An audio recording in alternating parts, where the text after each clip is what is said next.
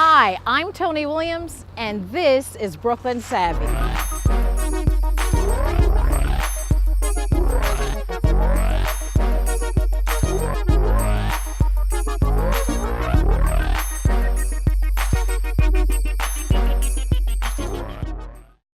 Hi, I'm Tony Williams, and this is Brooklyn Savvy. Now, we're here for part 2 of White Lady, Black Sons.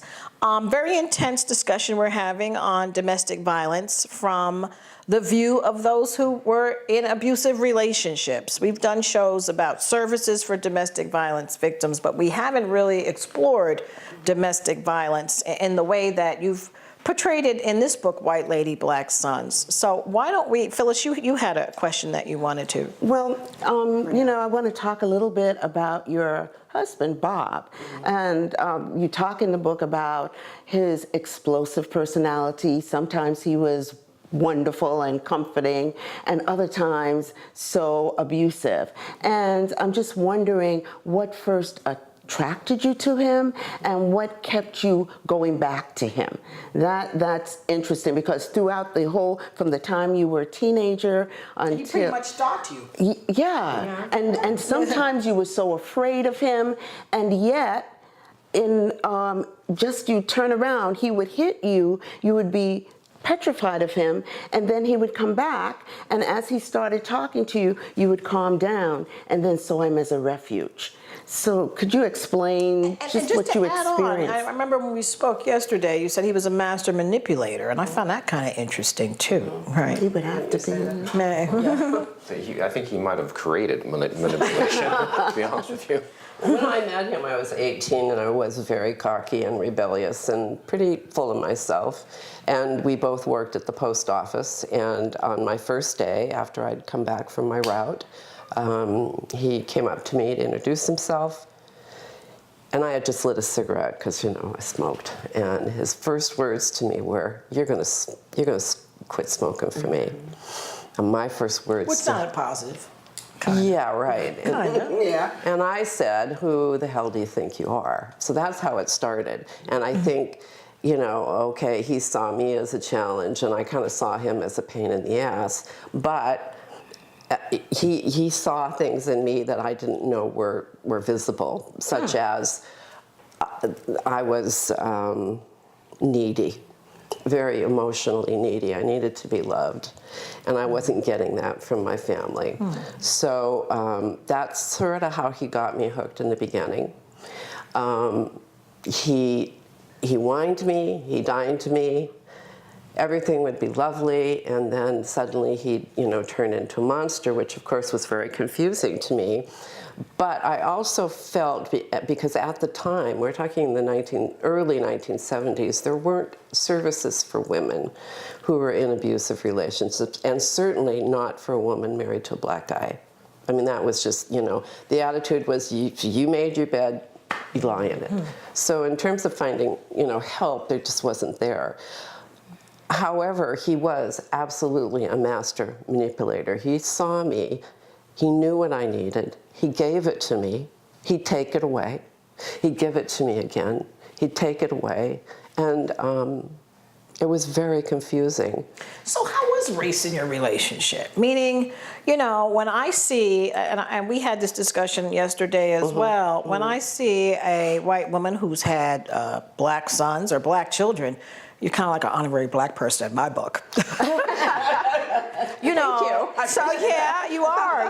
So it's interesting. How did you navigate that? You have black sons by the way the country now one can call yourself biracial. Back then it was black. So how did you deal with that in your mind? The racial thing. Yeah. I prided myself on being a pretty good hippie at the time, and very freewheeling, very accepting, very, whatever, right? Very easygoing in a way. So the black part didn't really enter my mind. It didn't make a big difference. Obviously, society kept reinforcing. Well, yeah, and obviously I, knew he was black, and he knew I was white, but And I think maybe because we lived in Seattle, which is a laid-back kind of place, that it just didn't seem like a big deal to me. Over the years, we experienced some nasty things. But to me, he was just he was a Right, person. he's just he was a man person who had dark a skin. lot of issues around how to effectively manage his anger. Now he, I really was married to him for 23 years and really didn't know very much. That's a long time. Right. Well, yeah, but he, so I didn't know a lot about him, but what I did know was that he too was adopted.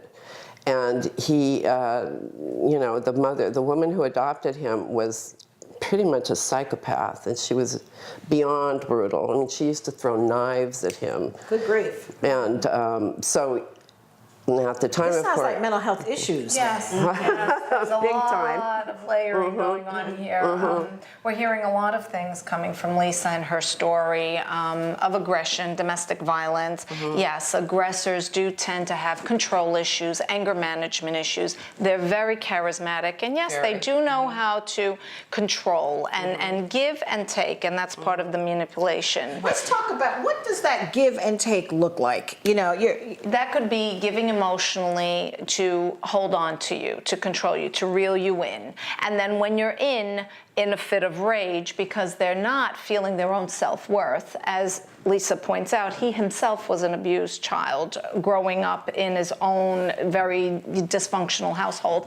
And now as a grown man, although he has Lisa's love and they're together, he can't accept it. So it's in his own emotional turmoil that he's going to give and take. When he can take, he takes. When he accepts within himself, and when he can't, he takes it away from Lisa. So it's a how do you heal? How do you break that cycle? I mean, prayer, maybe, maybe. A lot of intervention. Right. And it takes both individuals coming to terms through the intervention to acknowledge this is the problem, this is the issue, and let's start moving forward in healing. This is just the way people know how to be, because if this was modeled for him, Right. maybe this is how he interacts in a love or familial relationship. But John, you said that you just made a decision that you were going to stop it. And that speaks to this.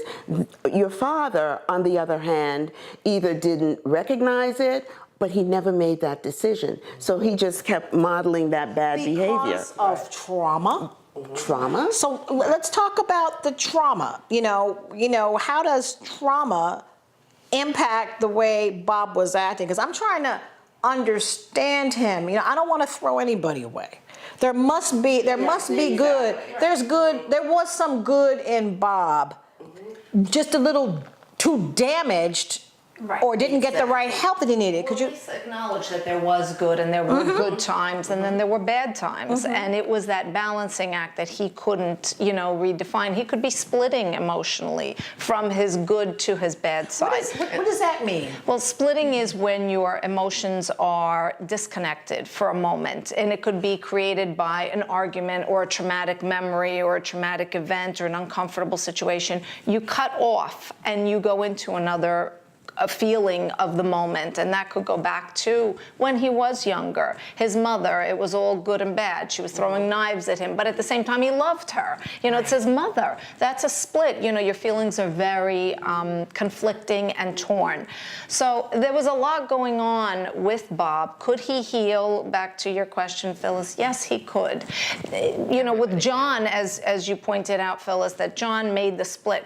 John was also a teenager, 17, right? A risk-taking age, an age of oppositional, more defiant behavior, as was Lisa when she met Bob. She was more oppositional, and Bob. Right, she was the age that you ran away almost. Yeah, very close. Right. So that is an age where they both, if you were to look at their parallels, made a cut, made a stop. You chose to go with Bob and begin a relationship, and you chose to end your relationship with Bob and leave the home.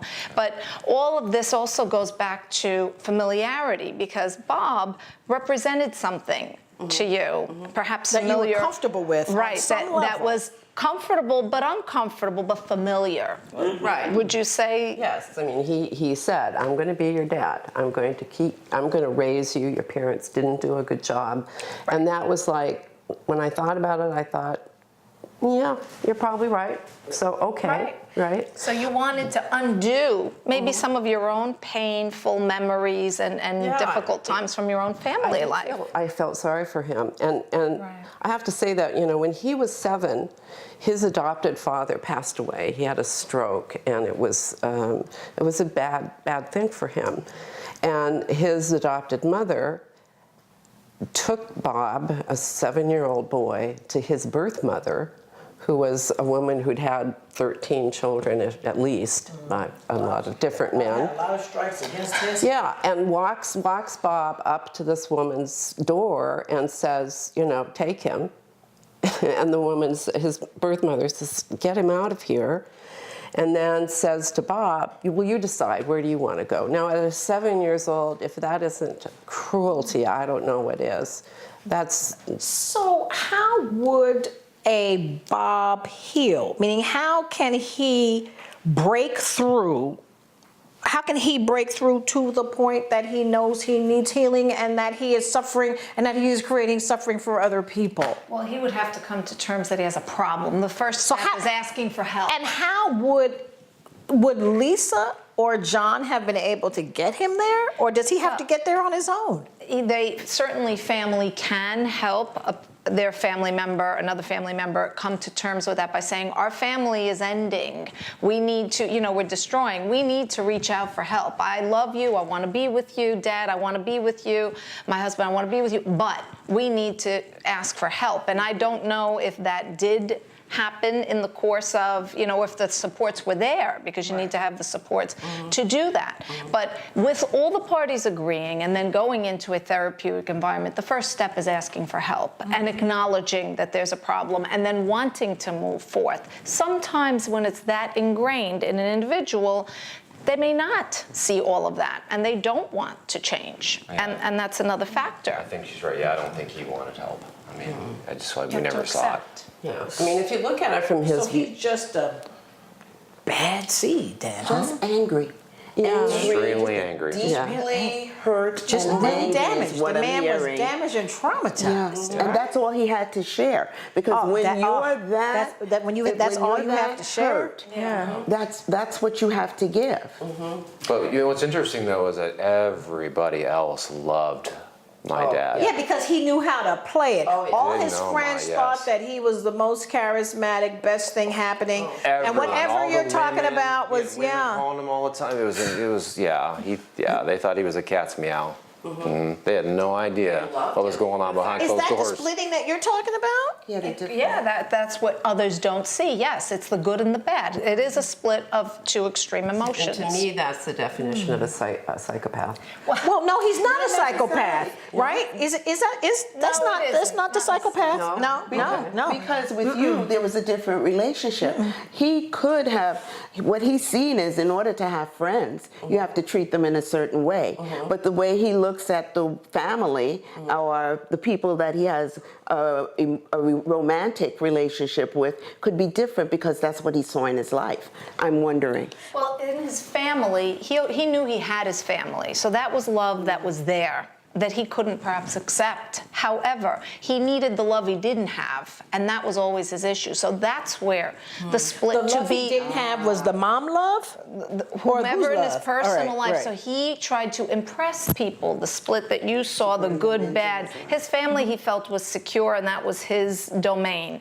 It was the outsiders he needed to conquer. It was the outsiders he needed to make be, like him and accept him. That's where you saw the split of making all the effort to be the charismatic guy, the good guy, the best friend. Because there, he had to work, and that wasn't something that he felt he had. He needed to earn.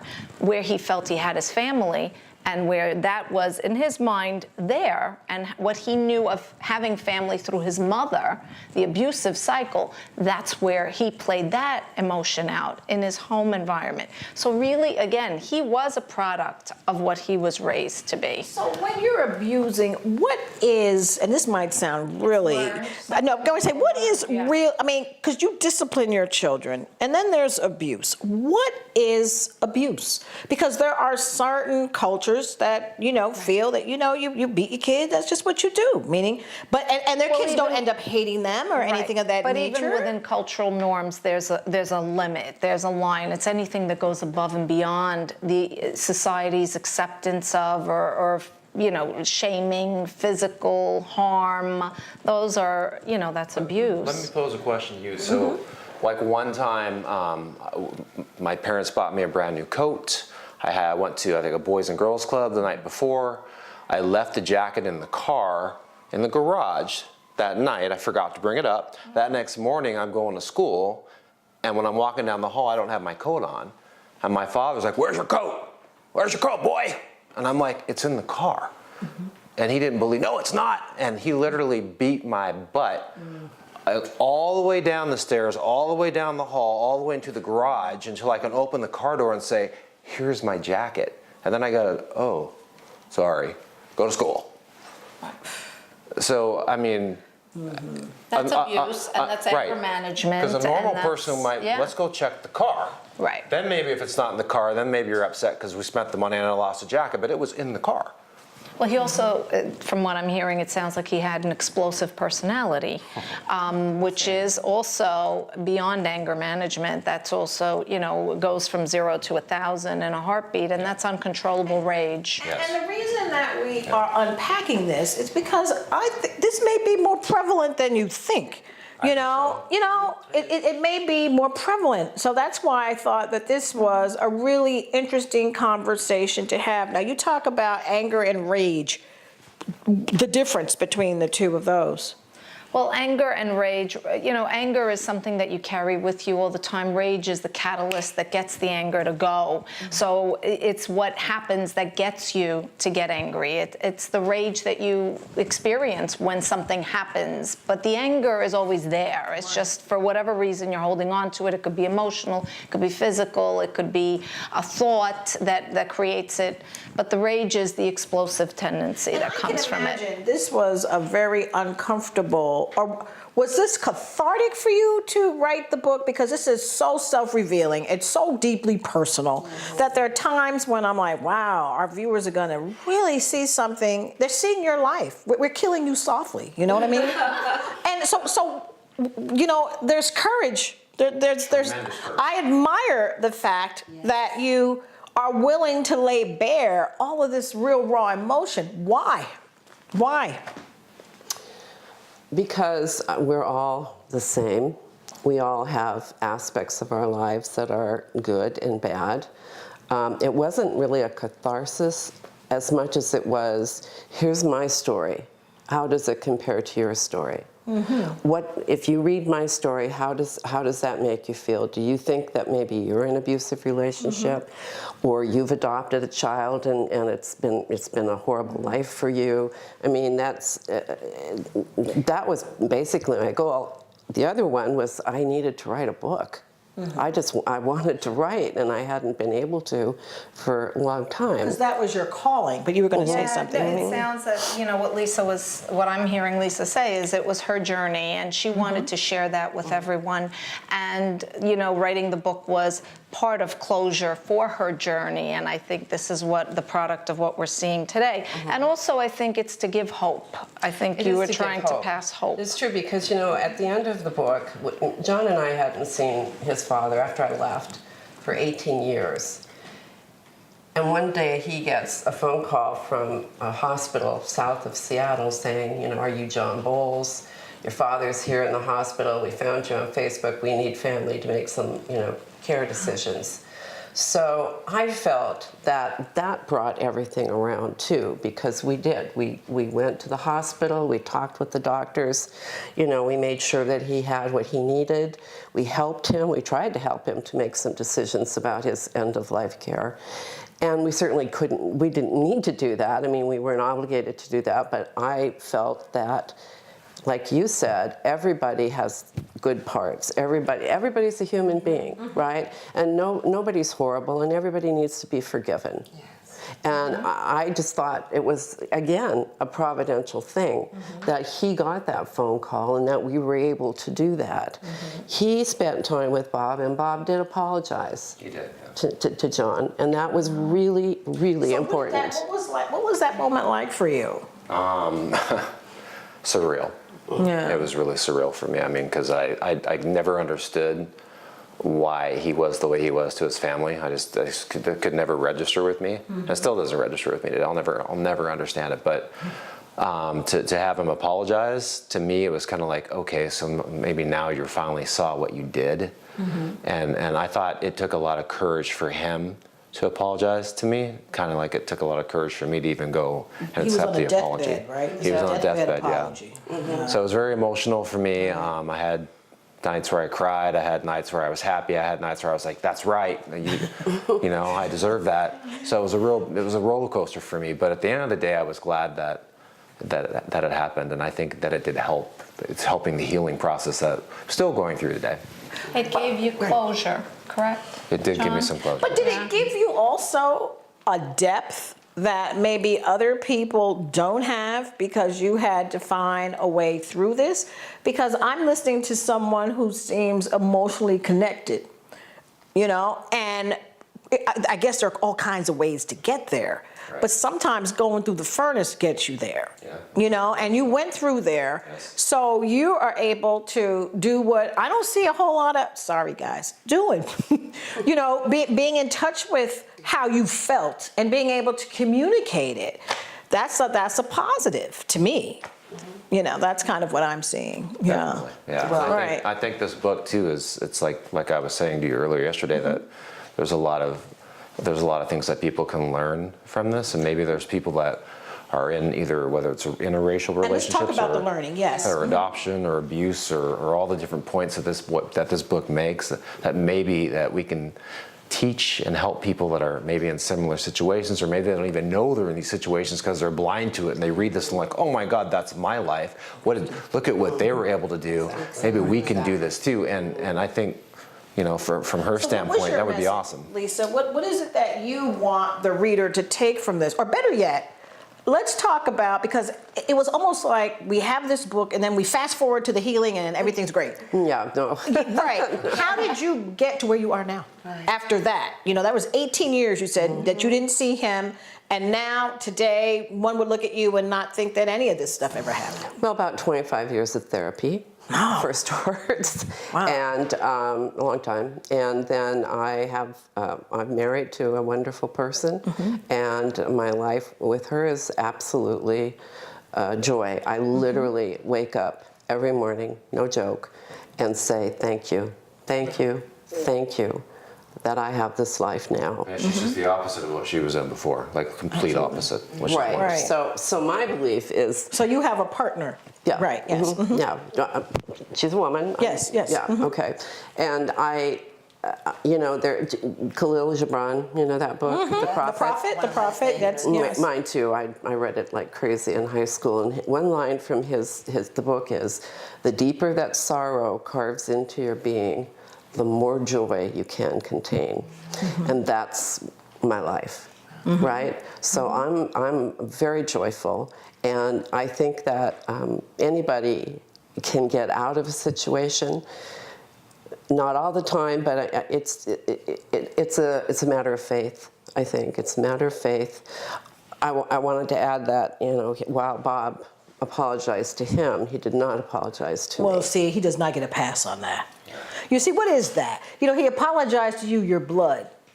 I'm just saying that. I mean, that could be, I don't know. No, he What made way? sure that I understood his viewpoint, which was that everything was my fault. Yeah, he And was you her know, fault. yeah, and he over the years he accused me of like being unfaithful, which I wouldn't even have thought about doing. That's right. That was that would not have been that smart. was that was Right. but That he was was his deal. he Right, was his deal, unfaithful yes. many times. Yeah, I read you talked about some things there. Yes. But you know, when he died, and even though he didn't apologize to me, I felt like, you were a part of my life for a long time. I had 2 children with you who I adore. And, I went out to his grave after, a month or 2. And being Catholic and, those little rituals, I poured holy water on his grave. Oh, just to make sure that it all. Well, I mean, I did wonder if steam might have.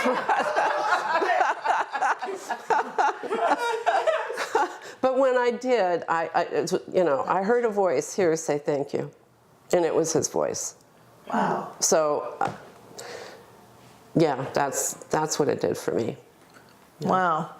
Wow. So any closing thoughts? We have about a minute to wrap. That was a beautiful note. One of the things that comes to my mind, that your journey has made you stronger. You have to look at, they say the end justifies the means, and the woman that's sitting beside me, so calm, so beautiful, so forgiving, so loving, if that's what's come out of it, God bless you, God bless him. And you are just a remarkable young man, John. I've got to tell you, you've wowed me, because one of the things that I tell... Remarkable and handsome. Don't He is. forget that. He's remarkable and handsome.